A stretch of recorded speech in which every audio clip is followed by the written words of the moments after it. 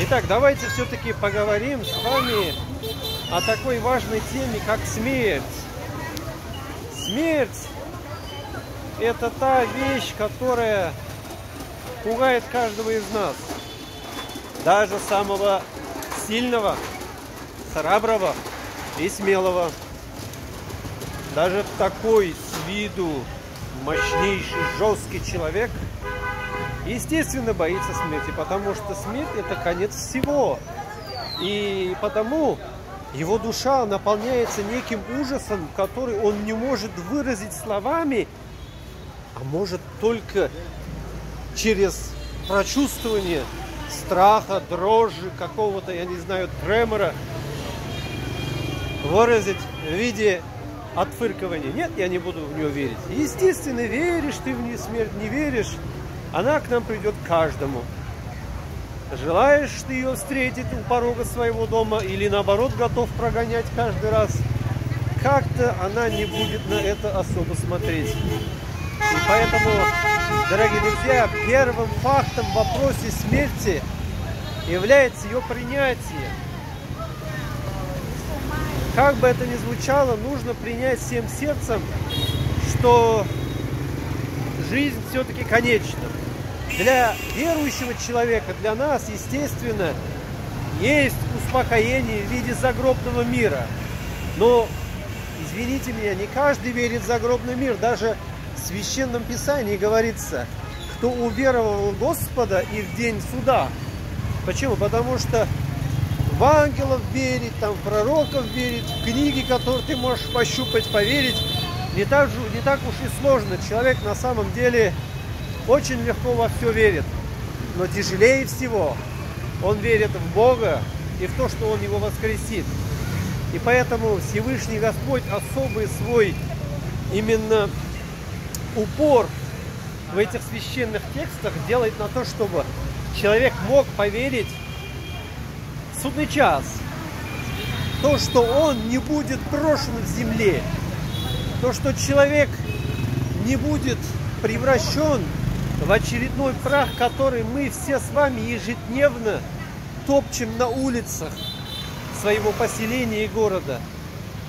Для человека важно ощущать себя, что он не просто частичка, а то, что он личность. Это его глубокое желание. И поэтому Всевышний Господь в Священном Писании постоянно приводит тематику смерти. И не просто так он ее приводит, потому что смерть – это основополагающий элемент в вопросе любой веры. Смерть – это мощнейший инструмент влияния. Влияние через страх, через стыд и, естественно, через какой-то эффект радости в вопросах райских гущ и кущ, кто бы как там ни говорил. И поэтому для верующего человека смерть в любой религии играет главнейшую роль. Потому что Бога мы не видим, по сути. Посидеть, поговорить, пообщаться с Ним по душам у нас не получится. Зато увидеть смерть близкого человека, проводить какого-то знакомого, а порой и незнакомого в последний путь, извините меня, это добавляет жесткую мистику. И эта мистика как раз, и эти мысли должны стать самой главной твердью, на основе которой человек и будет увеличивать свою духовность, успокаивать свою душу. И не зря пророк Мухаммад, мир ему и благословение Всевышнего Творца, так, если меня тут не задавят, и если я не стану примером своего рассказа в виде клиента местного морга, пока нет, Аллах ашкар, живой. И пророк Мухаммад, мир ему и благословение, не просто так говорил: почаще посещайте кладбище, участвуйте почаще на всяких действиях, связанных с похоронами. Даже Всевышний Господь в Коране говорит: «Хатта зуртумуль макабир». Не познают они истинного понимания жизни, пока не посетят макабир. А макабир это могила, это кладбище. Дорогие друзья, тут уже сильный такой идет дождь, поэтому я буду закругляться. Что хочу сказать. Посещаем кладбище мы в двух случаях. Два случая. Первый случай — это посещение кладбища, когда мы приходим туда как гости. Это у нас бывает. Хочешь ты этого, не хочешь, все равно придется близкого родителя похоронить, если ты будешь убегать от похорон другого человека. А вот второй этап похорон, главный этап, я думаю, вы все уже догадались, это когда причиной похорон становишься ты сам, дорогой друг. Когда мы станем теми кусками мяса, которые нужно уже наконец схоронить, потому что не могут они лежать на поверхности земли. И поэтому Всевышний не просто так говорит о том, что мы думали о смерти, потому что именно этот фактор и является тем духовным стержнем, который в корне меняет.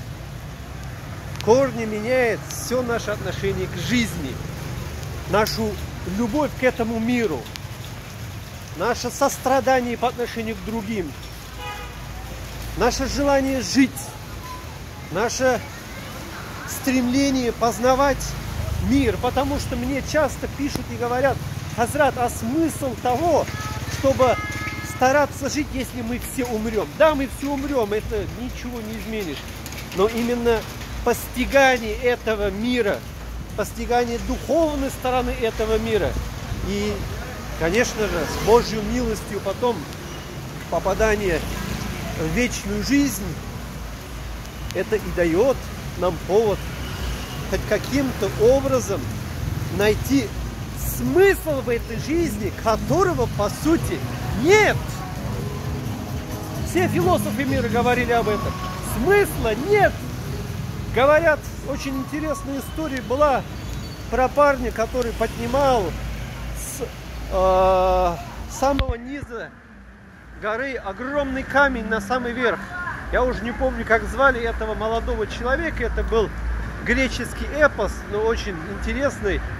И каждый день он поднимал этот огромный валун на вершину. И каждый день, когда оставался буквально последний шаг, у него оканчивались силы, и он бросал на полпути, и камень катился вниз. Камень катился вниз, а он сам падал. И изо дня в день, из года в год он постоянно шел к своему пути. Ой, тут не получается. Из года в год он шел к своему пути, боролся. И однажды то ли Афина, то ли какая-то греческая богиня подошла к нему и спросила: а зачем ты ежедневно выполняешь эту бессмысленную работу? На что он сказал: это и есть смысл моей жизни. И поэтому, дорогие друзья, с точки зрения биологии, мы все превратимся в кусок земли, из которого потом вырастут прекрасные растения, которые потом кому-то подарят, и кто-то будет этому радоваться. Вот. А экзистенциальным смыслом всего этого существования как раз является духовность в попытках побороть, в попытках постичь, познать. Именно в самом акте движения скрыт наш внутренний ресурс, да и сама цель. Возможно. Нам вера это говорит так. А уже потом, по истечению жизни, проходя все эти этапы, выгорая, прогорая, выходя на какую-то гору, идя по плато или опускаясь по ущелью наших достижений или проигрышей, и лишь тогда мы и познаем, что такое жить и что такое существовать. И поэтому желаю всем вам радости, счастья, замечательной, прекрасной жизни, будьте счастливы, находите смысл жизни везде, а не везде и есть, и не бойтесь смерти. Смысл бояться того, что мы не сможем каким-то образом от себя отвести. А если мы от себя не можем отвести, тогда смысл не принимать это как обычное естество каждого из нас.